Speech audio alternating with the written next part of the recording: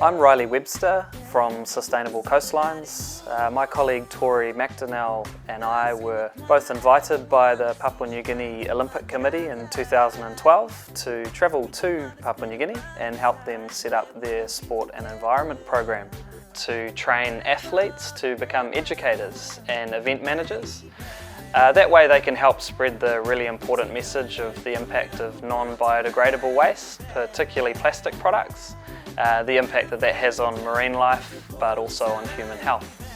The connection here with Papua New Guinea, it really started with Alex Devani, who's the head of the PNG Athletes Commission. He identified, following a presentation that we ran in New Caledonia. And it was there that I first listened to the Lovely Coast program, and listening to Sam talk about some of the issues with plastic, I think drove the message home for me. After the Pacific Games, I was fortunate enough to be elected the chair of the PNG Athletes Commission, and I always had this thought in the back of my mind because the message that Sam was delivering was so powerful. So I thought, why not use my position to try and start a program up in Papua New Guinea? Our athletes are really the key to this. We are leaders within our own communities. Eventually, we can run programs in here in Papua New Guinea and run them however way we feel would be most successful, but also to start identifying some key athletes who can really lead the way and drive the message home. The athletes saw this as an opportunity to not only learn about the anti-littering message and obviously personal responsibility, but to learn some really important and beneficial life skills as well. We were able to train them on public speaking, presentations, dealing with media, event management, everything from budgeting to sponsorship. We had a large number of them come out to schools with us to run environmental awareness and also take part in sports activities at the same time. Very, very happy to see that a lot of our athletes have got behind this program. A lot of them are now becoming trainers. It's also empowering them, building their confidence and self-esteem, not just to understand the issue and all that, but in terms of their public relations, their presentation and public speaking. So yeah, it's empowered them in a lot of ways, and at the same time, you know, being conscious of this issue and taking responsibility. A couple of people really sort of stood up. The first of which was Kila Mala. He's someone that I worked with very, very closely on my first trip here to Papua New Guinea last year. He said, "Riley, what's it going to take to come back and to run something in my village?" He also spoke with one of his really, really good friends in Hanuabada, a guy by the name of Toa Kohu. He's a rugby league player, very well respected in the community and as an athlete. Both of them realised that their position within the village could facilitate some really good engagement, and both of them have sort of learned how to run this presentation and also how to get this message out in their community with huge support from the Clean Potaparina group. A big focus of our trip was in Hanuabada. It's a coastal village in Port Moresby. It's very, very heavily affected by rubbish, as a lot of the coastal villages in Port Moresby are. The coastal villages along there are inhabited by the Motuan people.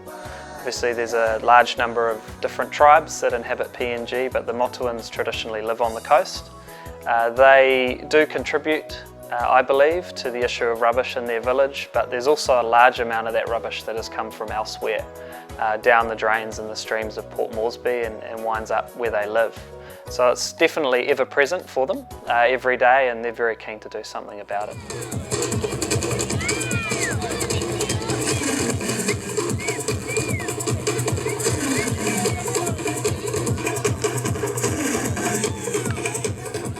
We've been coming to the community at nights, and the Clean Up Potaparina group has been really helpful in organising all of the stage and the lighting and the screen for us so we can put on these awareness nights. I think it's really important to educate people not to drop rubbish, either on the coast or on the land where it's going to make its way down to the coast, so we don't have to keep coming back and organising big clean-up days. We want to effectively work ourselves out of a job.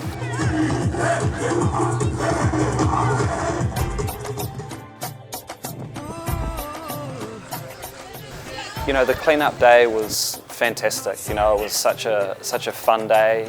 So many people came together, people that otherwise might not have come down to help out because they'd attended the awareness presentations leading up to the cleanup day.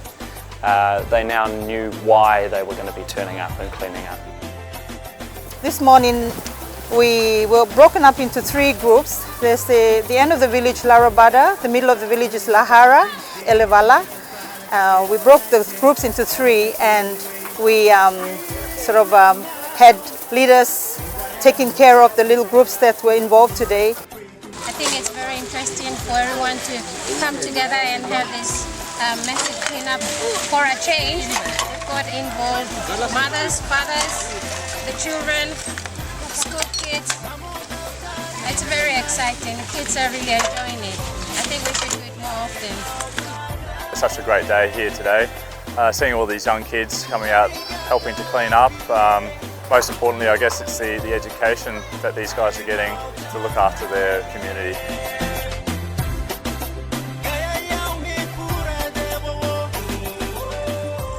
Whenever you have a program like this, it's important you get the backing of some corporates there. So we had Hebo Construction today that came out and helped us with a backhoe and a big truck. But we've also had good support from SO Highlands Limited, and they were stationed out at Hanuabada, which is a little short way away from here. They are a big supporter of the program, and you know, we're really thankful that not only SO Highlands but also Hebo and other corporates for coming on board and supporting the program. We're going to have some food soon and some sports activities.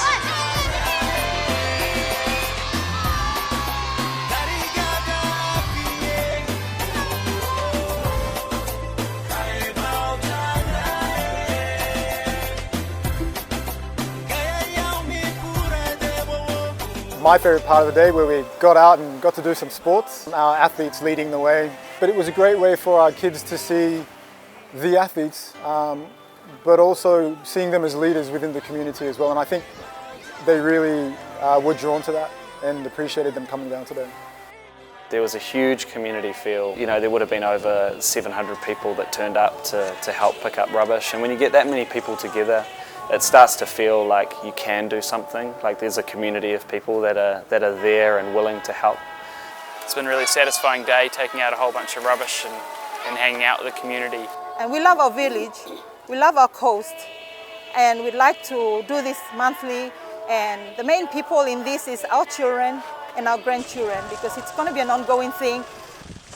So what was achieved in Hanuabada for me is a perfect example of the type of impact that this program can have. Grassroots education delivered by athletes who then go and assist in running a cleanup event. It's the perfect way for them to give back, and not only them but the community had a lot of fun and learnt a lot. It's something that they're wanting to continue. So the future looks really great for this program. The athletes love coming in and learning skills and taking that out to their communities to give back and also increase their profile. There's a really obvious need for education and awareness in this area as well. So we're really looking forward to taking this program to the rest of PNG.